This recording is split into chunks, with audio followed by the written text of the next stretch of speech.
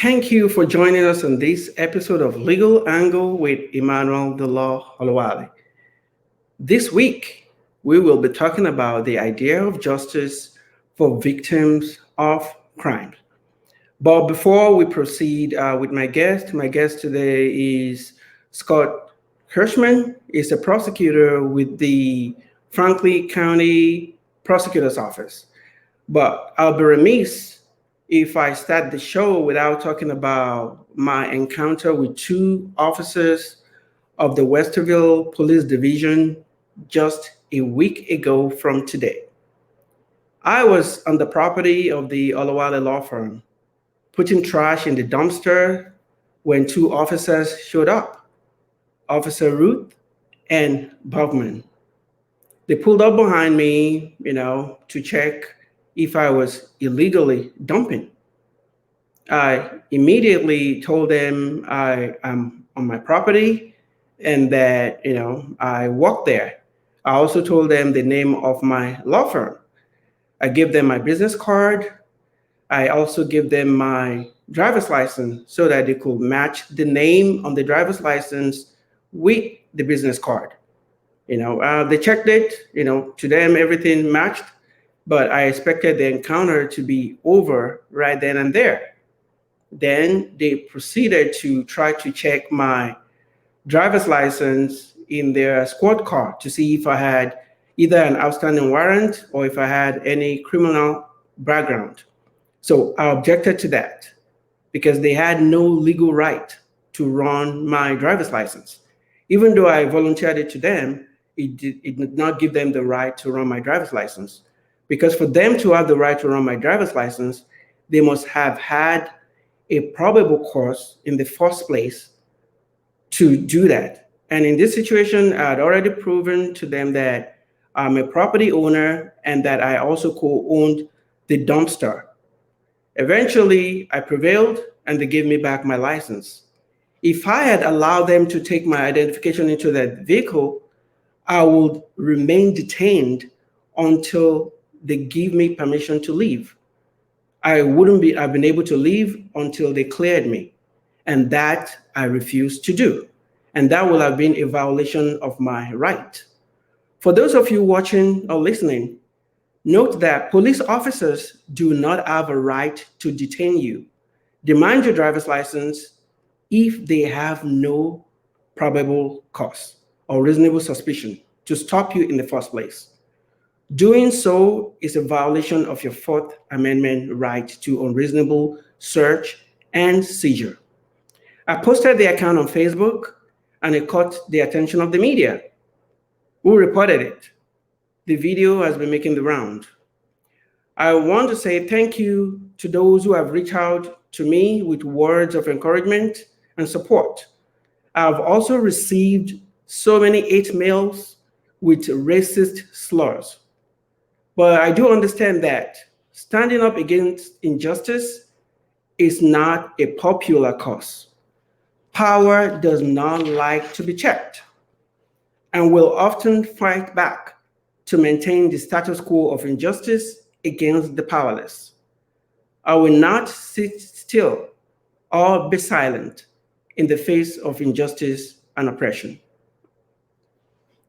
I'm going to bring in my guest right now so that we can talk about what we wanted to talk about today, which is the title is Victims of Crime Getting Justice.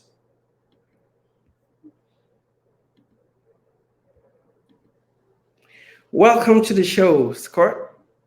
Hello, Emmanuel. It's good to be here. An honor to be here.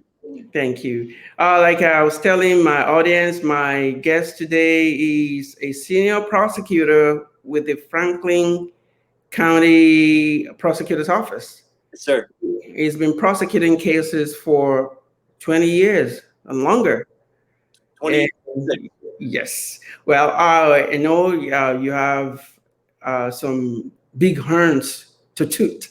So I'll let you tell the audience about yourself. Emmanuel, I appreciate the opportunity. My name is Scott Kirschman. That's Kirschman with a K. I am 58 years old. I grew up in northern Ohio, a small town, Huron, Ohio. I graduated in 1981 from Huron High School, then went to Ohio University for journalism, and then after that, I went to Ohio State for law school and graduated in 1988. After passing the bar, I then went down to Cincinnati and joined a law firm by the name of Frost and Jacobs, which at the time was the largest law firm in Cincinnati. I worked there for under 2 years, and then while there, I joined the Hamilton County Prosecutor's office, where I joined in the civil division. And then after a few years there, I worked my way into the juvenile, and then did 2 years in the municipal section there, and then joined the grand jury for a brief time before joining the felony division, where I prosecuted murders, robberies, and burglaries. I did take a year off while I was there and joined the National Equity Tour of Les Miserables as their assistant company manager, toured all over the United States and Canada. And then in 2002 came back to Columbus, where I joined the Franklin County Prosecutor's office. And I've been a senior prosecutor there. I joined back there in 2002, but I'm currently a senior prosecutor where I handle murders, robberies, and burglaries. I love my job. I love the opportunity of taking a person or a family that has experienced a loss and taking from that position where, they did not ask to be a victim of crime. And then at the end, the loved one will not be, not returned, but at least they will hopefully have a sense of justice, and hopefully then, Emmanuel, that puts them on the road to recovery. I truly love my job. It's not about convictions. It's not about punishment. It's about helping people get through a horrible, horrible system. Yeah. You describe your job as a prosecutor more like one would describe the job of a counselor. In many ways, I think that's accurate. Because people, no one wakes up in the morning with the awareness that, they might lose a loved one, that a family member might be gone, or a person might actually be, murdered. And no one prepares for that.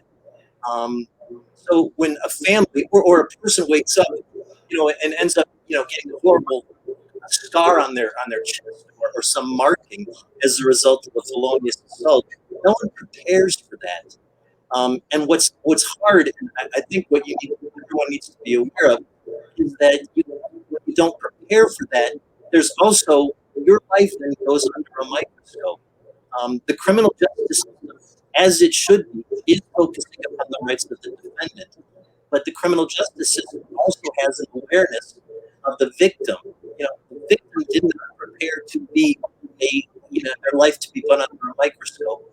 And I've spoken at Ohio State in a sociology class. I often ask the students, I said, if I went into your wallet right now, I might find something that you wouldn't want everyone to see. If I went into your phone, I would find things that you may not want everyone to see. If I went into the Tupperware underneath your bed, I might find things that you may not want everyone to see.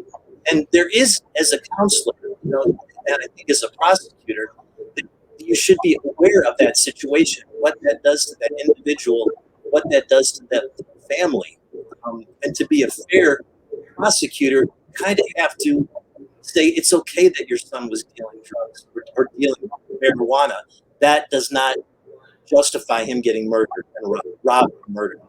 So yes, counselor's a good word for it. Thank you. And most oftentimes, because of case caption, you have state versus this person, state versus that person. It kind of hide the identity of the victims. No, especially with the constitutional or confrontation clause, you really cannot hide the victim. You can't hide their name. The media sometimes will, withhold the name, especially on sex crimes, but ultimately you cannot hide the name of the victim when it comes to court. The person still has to be confronted by the victim. So yes, but in the media, sometimes they do withhold the name. Yeah, thank you. And you started off your career as a journalist. Yes. You did. You studied journalism too, I know. Yes. What was that like? I loved it. I loved it. I went to Ohio University for journalism. I actually got a scholarship to go to New York City and report on the entertainment business. I love journalism. I mean, I was a reader. I worked in a library while I was in high school.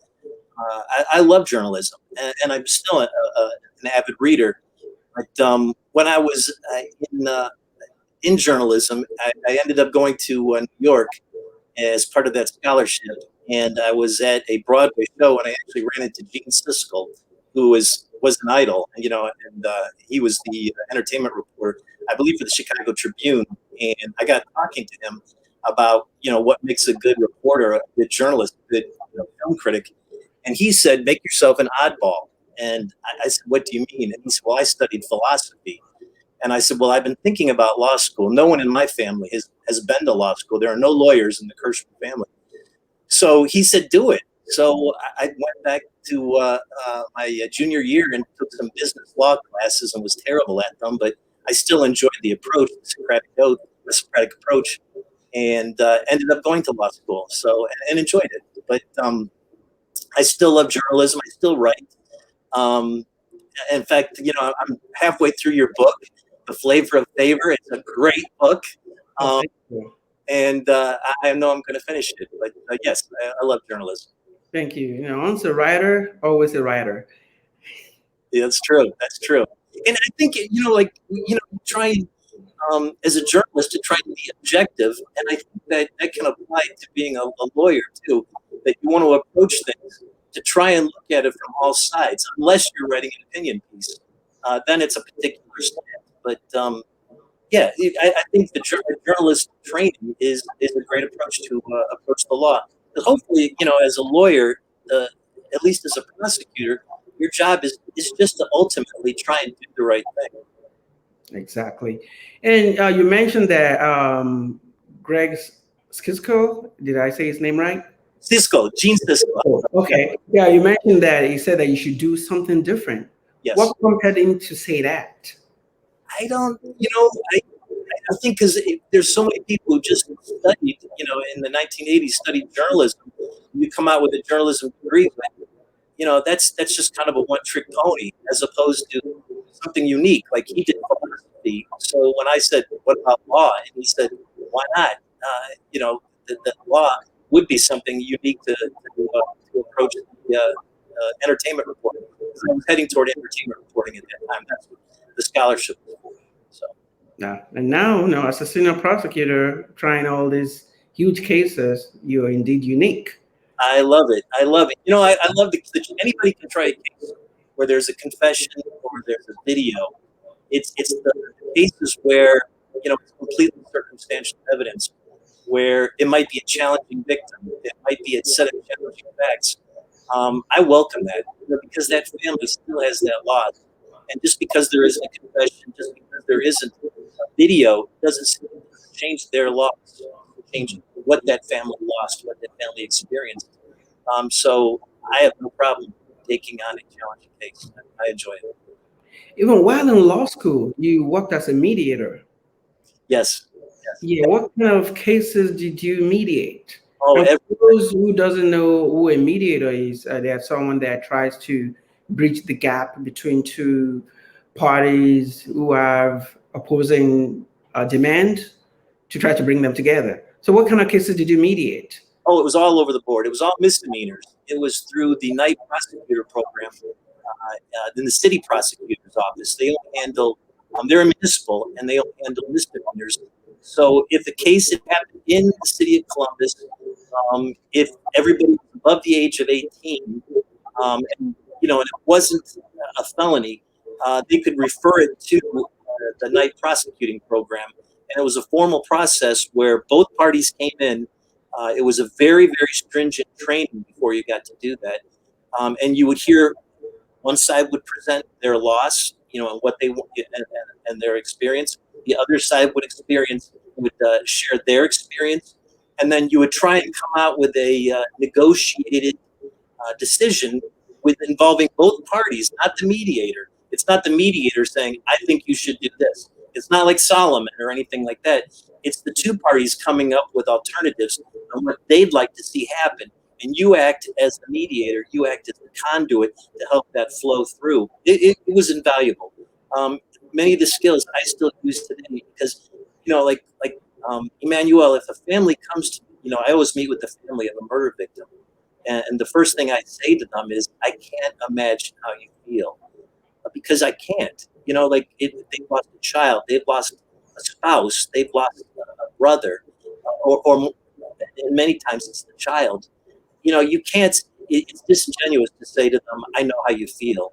You may be thinking you're trying to bridge a gap by saying that, but that's a disservice to that family and their loss. So I always say, I can't imagine how you feel, but I want you to share your loss and let them tell about it.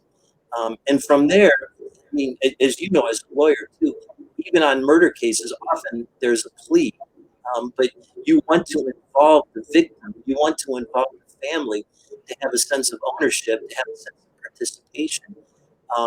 I always tell them there's facts of what happened and what we can prove happened, and listening and learning from the family, I think, is the great groundwater foundation to be an effective prosecutor.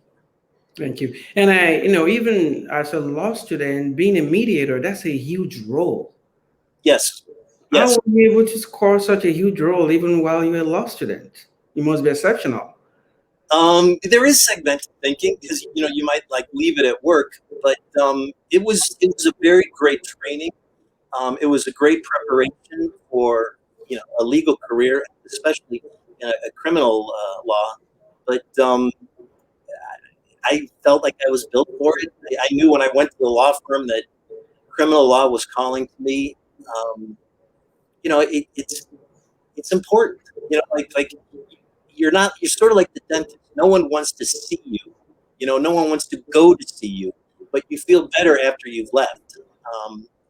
And it's the same way with the prosecutor. You try and make it as professional and as painless as possible. So in that way, it is sort of like the dentist, but it's still very, very important for that loss that people experienced. And if you can help them through that, that's awesome. I'm happy to be that conduit. Indeed. And what was it like to work as an intake officer at the prosecutor's office? Oh, it was interesting. You get to be a mediator, and the promotion from that is that you get to be an intake officer. And it was either 11 or 12 we would end, we would close up shop, and you'd hear the elevator ding, and it could be, you never knew what was getting off the elevator. And it was always a story. But it was, a lot of times the police had referred the person right there. And there were a couple times that people walked in, because one of the intake questions you would ask for, are you injured? And sometimes people would show you horrible. I had one lady show me her arm, and I was like, why aren't you at the hospital? And they said, well, the police officer told me I should come. And I said, after you go to the hospital. So, I gave her a card and said, please come back. But it was always interesting, intake, because you were seeing people, sometimes if they didn't have an injury, just, moments or hours after it happened. But I think that's a good way to, use your empathy skills and truly listen and learn, because they're in crisis. They're right there. It's raw. It just happened. And like I said, people don't choose to be a victim of crime. So a lot of times what they need is just somebody to listen.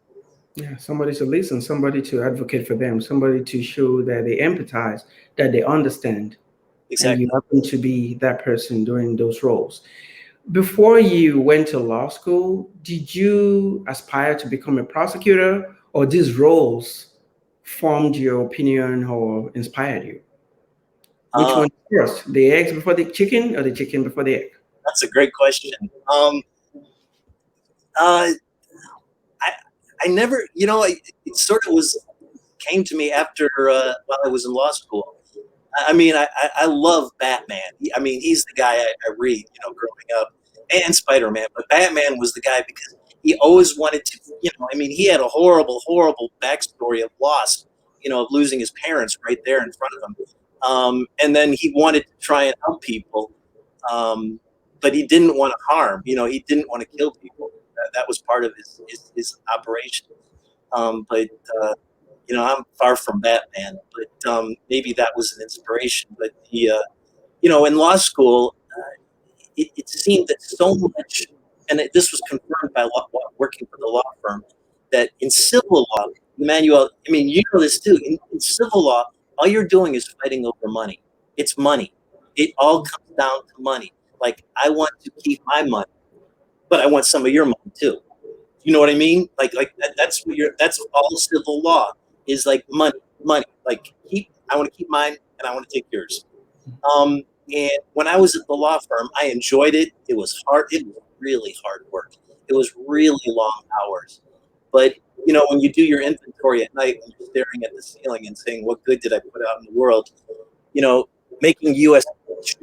tons of money and making the shareholders' derivative action suit flow kindly in their document production really doesn't give you a sense of satisfaction.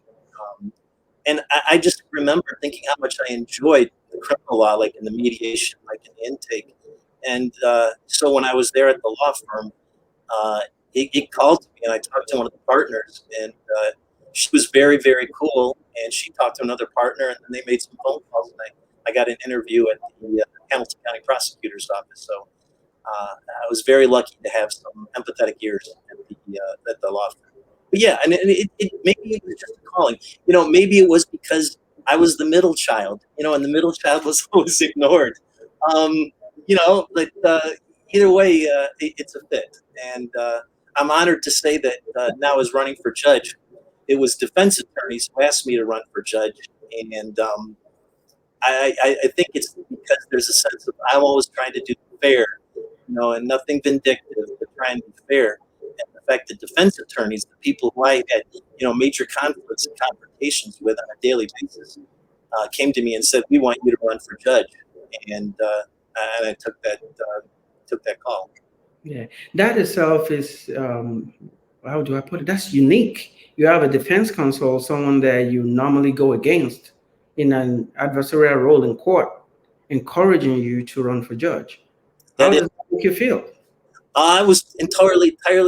It was a huge compliment.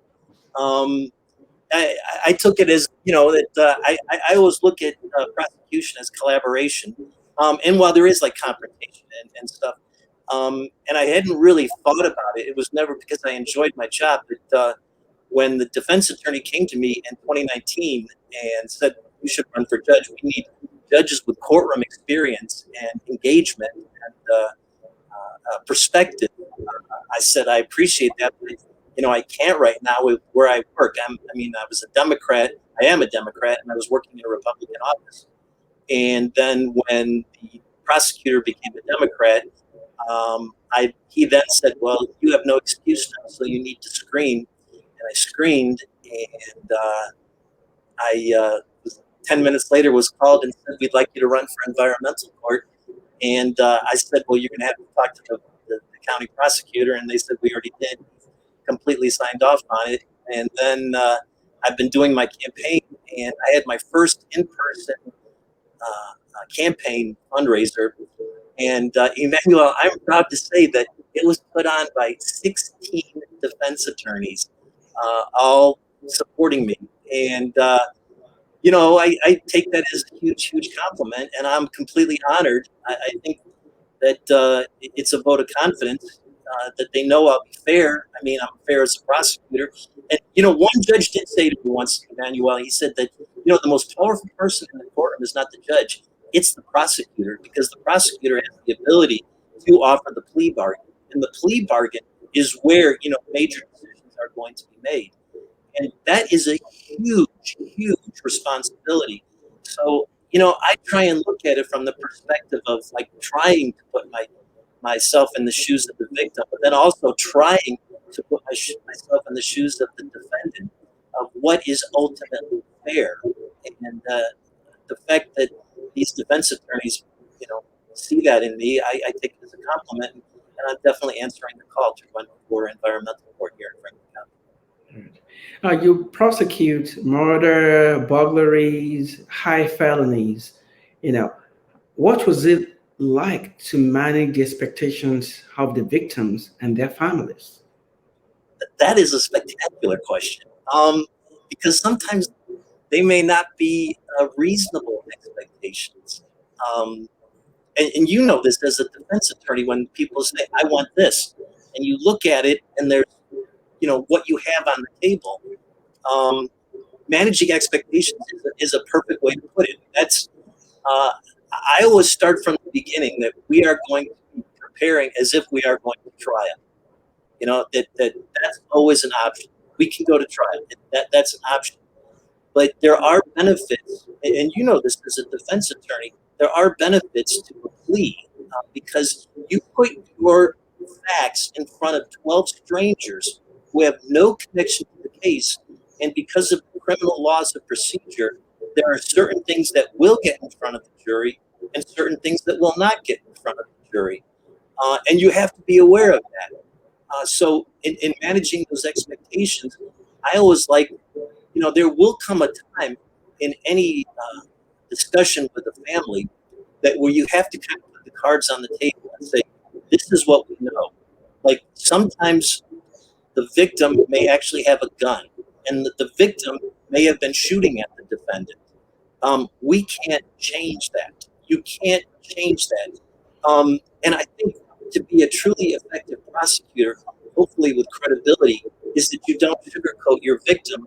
And in dealing with the family, you don't sugarcoat your victim. Can I tell a story about Trayvon Martin that really rang true? Yes. Shortly after George Zimmerman walked on that case, I was at a seminar up in Chicago, and it was on traumatic head injury and prosecuting cases. And one of the prosecutors was, I don't even want to say his name because I'm so disappointed, but he was not one of the big names. He was like the third or fourth chair on the case. And he was talking about it. And he talked about, the case and like you say, managing expectations. I look at it as you take your victim as you find him.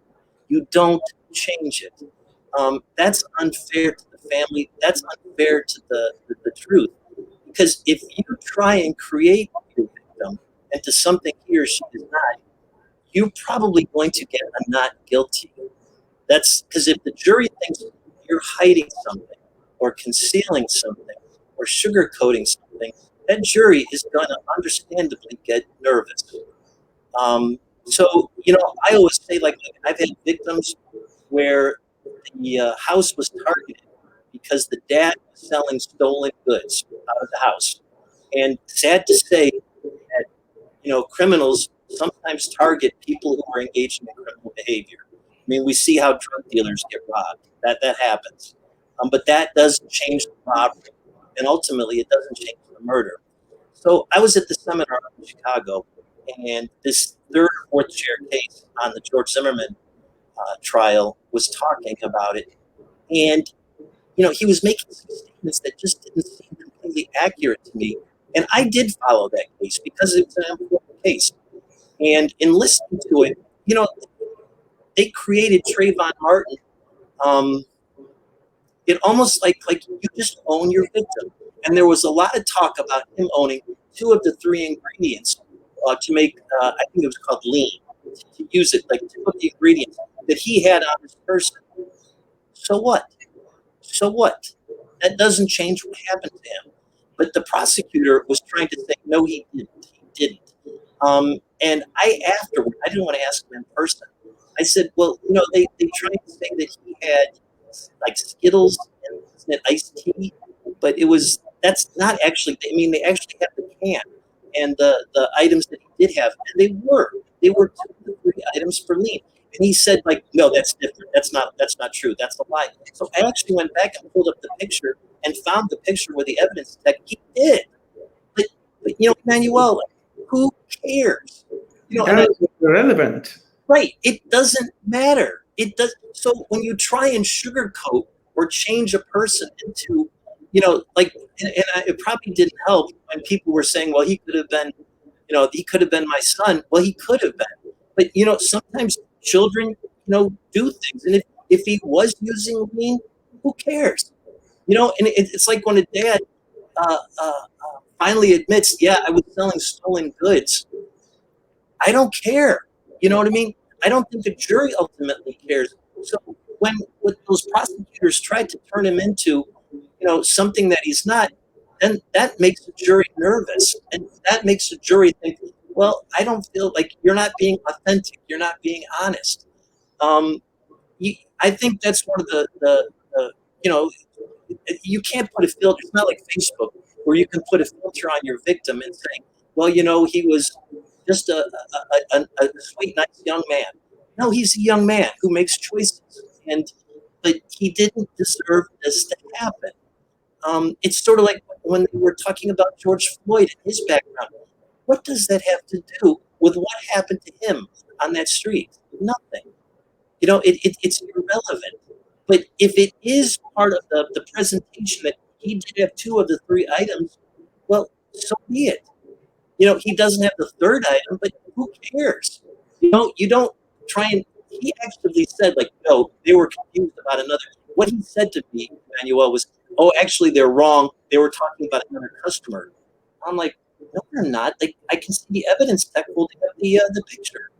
I think that's when managing expectations is that hopefully you expect in the criminal justice system this complete honesty and authenticity of what's important, what's ultimately truthful. I'm sorry, that's a long answer, but Thank you. No, you made very valid points. You don't have to paint your client or victims as saints when they're not. It still does not obviate what happens to them. exactly, they're human. Yeah. It's sort of like, Humans are fallible. right. Like Trayvon did not prepare that day to think like, well, my whole life is going to be put under a microscope. And is that when you say managing expectations, that is, I mean, you tell the family that's okay. It's okay. Like I had one case where the son was murdered and he was selling pot. And when I told the dad, I said, you're aware of that, and he was like, is that gonna? He was really like worried that was going to, we were gonna nolly the case or something. I'm like, no, that's what a 19-year-old does. It's nothing bad. And he was like relieved to say that doesn't change, the loss or what happened to that child. So that's something I do believe is, whether you call it managing expectations or being authentic about your victim, I do think it's important in the criminal system. Thank you. And, I also think what makes good or great lawyering is knowing how to sift facts, to know which one is relevant, which one is irrelevant, which one you can say, well, it doesn't really matter. You have a lot of lawyers, they don't know how to do that. And you overcorrect and you become not credible. correct. Yes. And 403, Rule 403 says, all evidence is basically relevant as long as it's not unfairly prejudicial. So the goal is bring it in, and we'll sort it out unless 403 says, no, that's too much. Exactly. In cases where you have someone who has been killed, a murder victim, I believe they are the ultimate victim. How do you talk to the families, the people they left behind, siblings, spouses, children, and extended family members, even parents? How do you manage their grief while also trying to get them justice? Uh, that's delicately and slowly with empathy. The office has, and it's headed by Jane McKenzie, the victim witness unit, and it's true counselors. It's people who are trained in that, and you work with them directly, which is great, and they can help you with the management of the emotions. But I always do it, try and do it by the golden rule. Do unto others as you would have them do it to you, and try and think if I was in this position, what would I want to see? What would I want, to have? And as a prosecutor, I have a phone. I have a cell phone, and the county does not pay for it. And I give it to one member of the family. Usually, it's the mother. And I say, I don't want you, if you have a question, to sit there and worry. I'd rather you call me or text me. Don't sit on a question. If it's something of importance that you're worrying about, call me.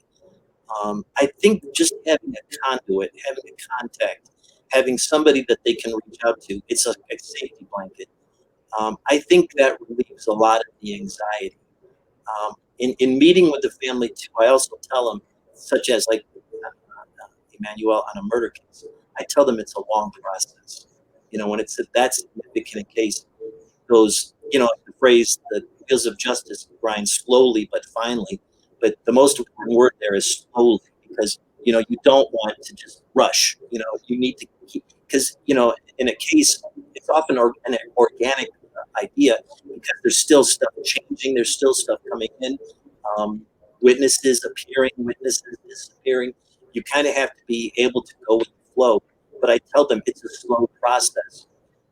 And if we do get to a point that there is a plea offer, under Marcy's law, we have the obligation. I've been doing it years before from a great training of a juvenile prosecutor down in Cincinnati, who told me that always involve the family, get sign off, is that I will confer with them before we would take any plea. And they know that. They're not going to open up the newspaper and see, killer gets 15 years. That won't happen. That will not happen. But they will be conferred with, and they'll know exactly what direction. And if we have to go to trial, we'll go to trial. Yeah, thank you. Have you ever had a situation where the victims or the victims' families doesn't or did not approve the plea deal? Yeah, we go to trial. I've had that. Yeah, I've had that. Yeah, where they just, or the defendant rejects it too. And then we go to, if they don't think it's fair, yeah, we go to trial. I could say almost every plea I've ever worked out, that because of going slowly and methodically with the family says, yes, we're going to take that plea. There's been a couple times where they've said, well, no, we want the trial. And I tell them, like, well, these are the risks. And usually, as we get closer to trial, they say, well, maybe we should take the plea. But the option is, they don't drive the boat, but they certainly have major input on the boat. And under Marcy's law, it's the prosecutor shall confer. The victim does not have the option to control it, but they shall confer. And I definitely follow that. Yeah, confer does not mean seek approval. Exactly. Just inform. Sir, yes, sir. Yep. Yes. Yeah. Also, have you had situations where, okay, let me put it this way. There's this saying that a lawyer who claims never to have lost a case, I've not tried enough cases. That's true. Obviously, when you go to trial, chances are you can lose cases. Have you had situations where you were not able to get a conviction and the victim or the victim's family did not like the outcome? How did you manage that, result with them? Well, they know going in, when you put it in front of 12, that we might get a result that's, but ultimately the jury verdict is justice. I look at it this way. Like when I was down in Cincinnati and I joined the felony division after working my way through municipal and grand jury, is that I did 11 jury trials right in a row, and every one of them was guilty as charged. Every one of them. And I'm like, this is great. This is great. I got the rhythm. Then Emmanuel, the next 6 were all not guilty. But and you think, like, wait a minute, did I do something wrong? Did I lose my Harry Potter powers or something like that? But it's just like you said, though. If you're not losing cases, you're not trying enough cases, and that's the truth. It's not that there was. All I can say is that in doing the inventory and looking at the ceiling at night, did I present the case in the best ethical way possible? And I can say every case like that, yes, I've done it. I've done it. There was no stone left unturned. There was no witness that wasn't tried to make comfortable to testify. So, I did everything I could. But, the jury makes the call, and you can't fault them. That's the call. And all you can say is, did I work hard, and did I seek justice for that victim? So that's all. As long as you put everything in, all the evidence you could present. If the jury says no, then that's justice. Exactly. Thank you. You noted in your bio that you work directly with parents who have lost a child to gun violence. Yes. Yes. What was that like? Oh, it's that's the hardest, I think. That and there's still I still think about some of these people. a parent who's doing everything to protect their child, and then somebody makes a decision on the street, and it ends that dream, of that child. I had one case. It was up on Hudson, and a brother and a sister got off the bus, and he had some nice shoes on, and these two guys got off the bus and went to rob him, and the one guy shot him and killed him less than 500 feet from his home, and right in front of his sister. And the mother, when she was talking about after he was convicted, and she gave, and I still think about this, she gave the statement that, and this is her talking to the judge for the sentencing of this young man. She said, every morning I get up, and for a split second, I forget that my son is gone. I forget that he's gone. And then I realize he's gone. And it's like I put on the heaviest winter coat I can find, and I wear it all day. And then I go to sleep. And I live for that moment, that half second, when I wake up in the morning, and I realize that I still think he's there. I can't imagine that.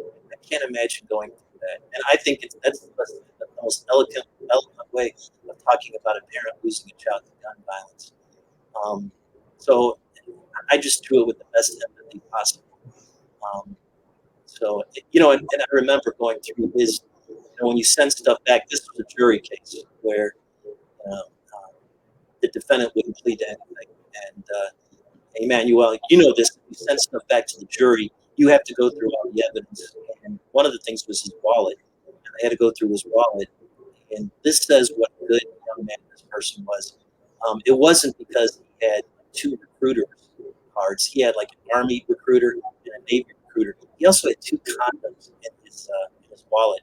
So this was a responsible, young man who's doing the right thing. I still think about that case. I think about that case a lot. So, Yeah. And I take that approach when I'm talking to every family that's experienced the loss. And I can't imagine, but I try. Yeah. That kind of grief is not quantifiable. And do you remember or do you know the age of your youngest, the youngest victim you ever have to represent? The state? Is the youngest victim? Sure, it was the one, and she testified, was a 9-year-old girl who was a victim of sexual assault, and it was her mom's boyfriend. This was down in Cincinnati, and the guy wouldn't plead to anything, even though there was DNA, DNA in the worst places possible. This was, this was ridiculous. This guy should have pled, but I think he knew because of what he was facing at the time, such a huge amount of time, he wouldn't plead to anything. So we had to have the little 9-year-old person. She had to testify. And you think in your day, like you have a hard day and challenges, and like, I have to mow the lawn, or I have to clean the garage, or like this. But this little person, this little 9-year-old girl, had to get up on the witness stand and identify her underwear because there was a triangle cut out of it that they took a sample to identify it and link it to the defendant. She got up there and she did it, and she did it with strength. So yeah, that I remember her is the youngest person I've had to testify, and she did. I think about her with strength. Like this is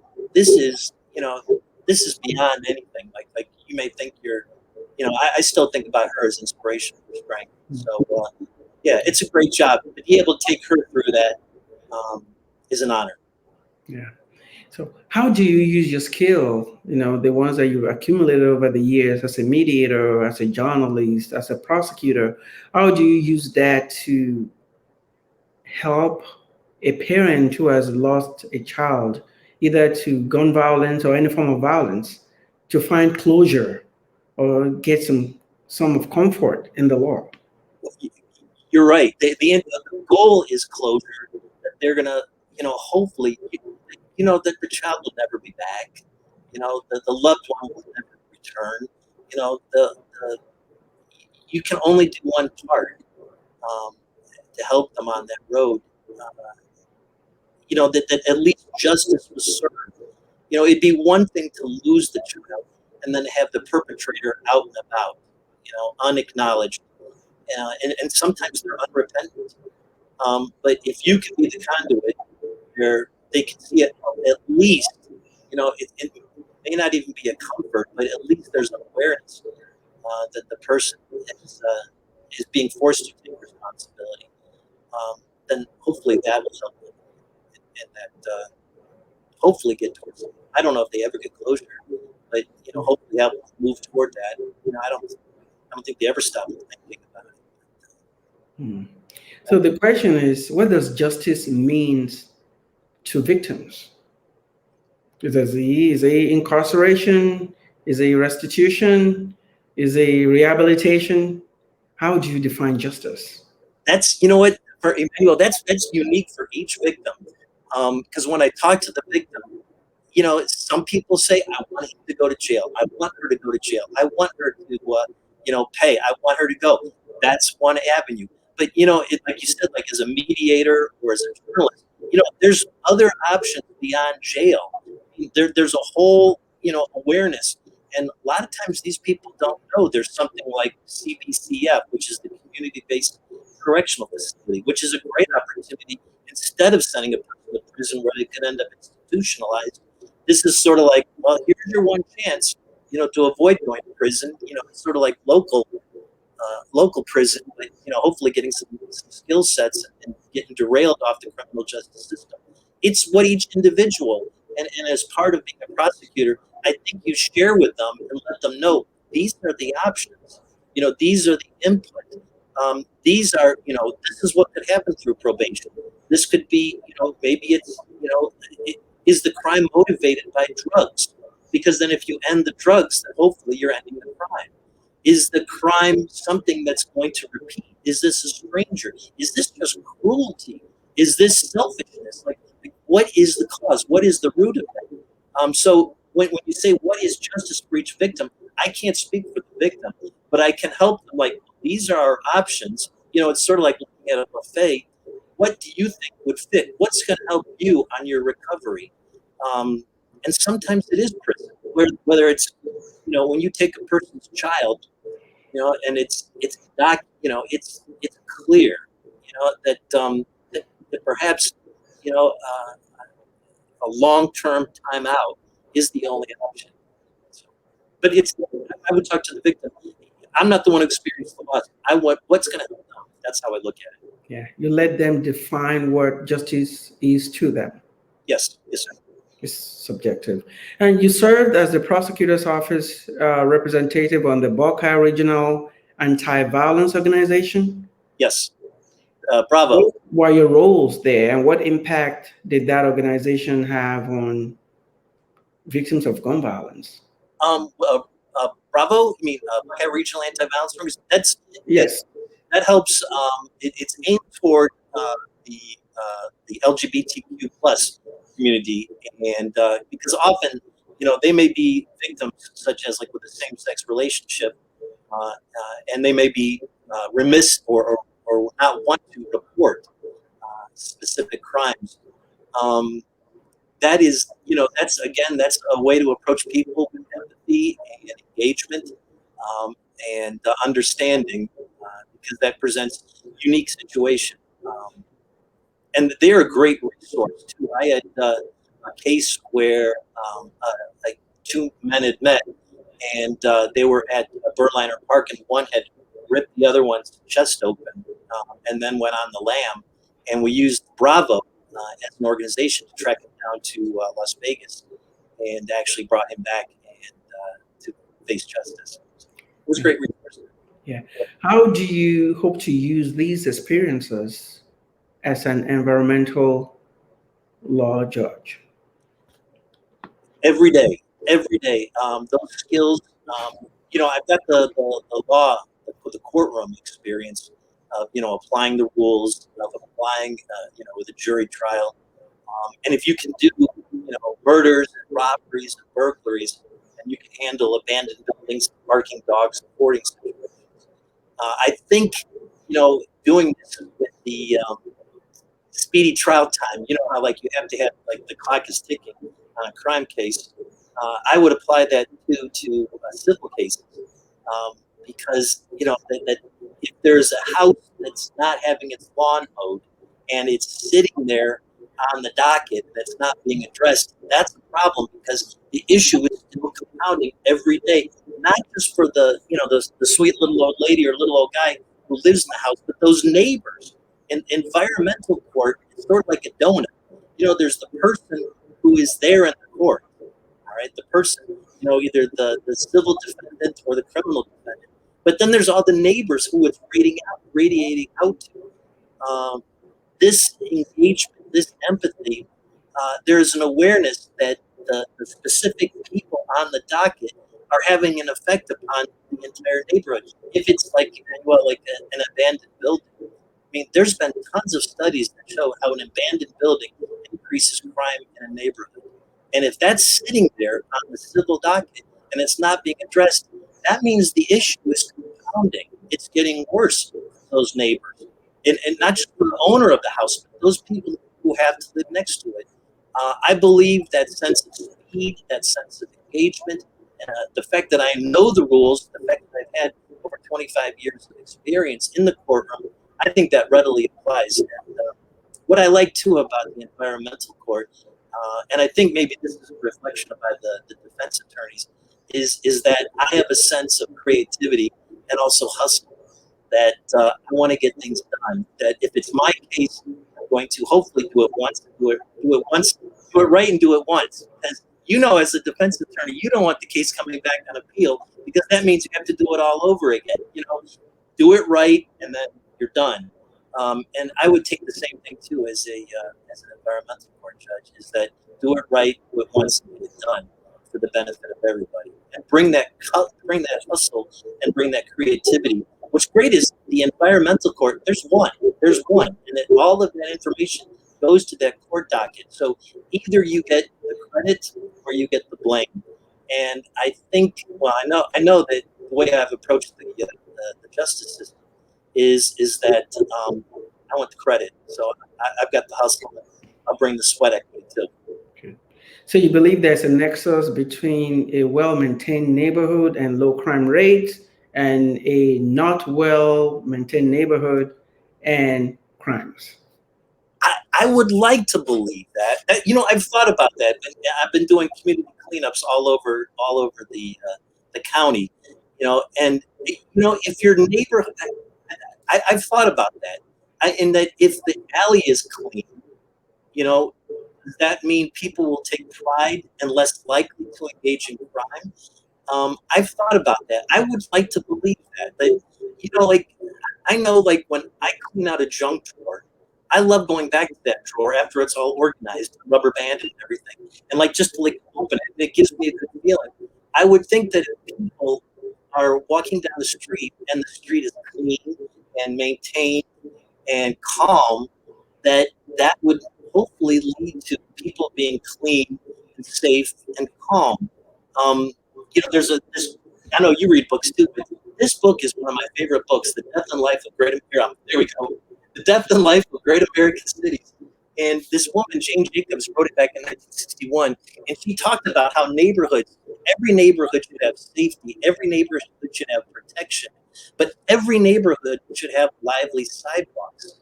And the word in there that's lively sidewalks, that you want them to be clean, so you can have engagement, so you can have not being worrying about gun violence, not being worrying about you know, threats. You can engage and interact with your neighborhood, and you know, truly interconnect, because you know that's all. We're also all about survival, and that depends upon interaction. So, good survival. Thank you. In one of your statements, you said that Franklin County needs experienced and truly engaged judges. But some people might read that to say your opponent has been on the bench for about 2 years, so she has more experience as a judge on the bench. How do you respond to that? I don't know her. I know I can only speak to myself. I believe comparison is the. I would ask the voters to compare my experience, my sense of engagement, I've got, this experience in front of a court, working in court, that I bring to it. Over 25 years of being in court every day. I've got the engagement with the community as working with victims of crime as a prosecutor. I have run my campaign based upon actually going out in the community and learning from the community, actually going out and picking up trash. I think that if you want to get truly beyond the bench, you actually go out and you learn and you work with people, and you go out to OPEDs and learn about picking up trucker bombs from the side of the road. You learn and go to Westgate Park and pick up condoms in the parking lot. That's how you learn. I have the experience when it comes to the courtroom, and that's why defense attorneys are supporting me and having fundraisers for me. But I know that as part of the community, that there's much more you can learn. And part of that is actually getting out in the community and working with people in the environment, in the neighborhoods, in the alleyways. That's how I'm approaching my campaign. Thank you. What do you want people to remember about you when they go to the polls? He's authentic. He's authentic and he's engaged. When I started this campaign, we had a brainstorm session, and I'm not I'm not a politician. I'm the first lawyer in my family. In talking with my friends and the campaign manager, I said that I want to do an authentic campaign, and I want people to see that I am walking the talk. It's easy to say I care about Franklin County, or have a photo opportunity, but it's different if you actually go out there and get your hands dirty, and you're not afraid to get in the brush. That's what I want people to see. So in the campaign, I actually said, the whole focus of the campaign, and I think I'm the only one, but if you look at my logo, it's community.service. And that's the promise. It's not, I'm not looking this to become something else, like to, become a senator or become Supreme Court of Ohio justice. I'm looking to be the best Franklin County environmental court judge out there. That is my goal. I'm 58 years old. I've got the experience. That's my goal. I'm not using this to climb. I'm not using this to go somewhere else. I want to be the best for Franklin County. And in that logo, that's a promise, community.service. I've done that as a prosecutor. I've done that as an employee of Franklin County and Hamilton County. I've had 2 years experience in municipal court in Cincinnati. So I've been in municipal court for 2 years practicing. I understand it. I bring all that to the court, but I want to show that there are politicians, there are people who walk the talk. So when I say, and I'm only speaking for myself, when I say that I will walk the talk, I'm showing by the campaign that I am doing that. It's not like you're not going to only see me every 6 years. You're going to see me every weekend doing a community cleanup, or like this morning doing a food drive over at the Rickenbacker Foundation.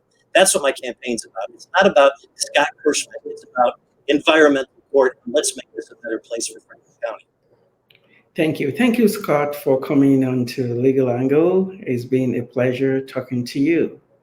I appreciate it. Thank you, Emmanuel. It's an honor to be here. It's wonderful. I want to interview you because I know I have some questions after reading your book. So we'll talk about that. For those of you who are either watching or listening, thank you for joining us on this lovely, interesting, educative episode. Until next time, stay blessed.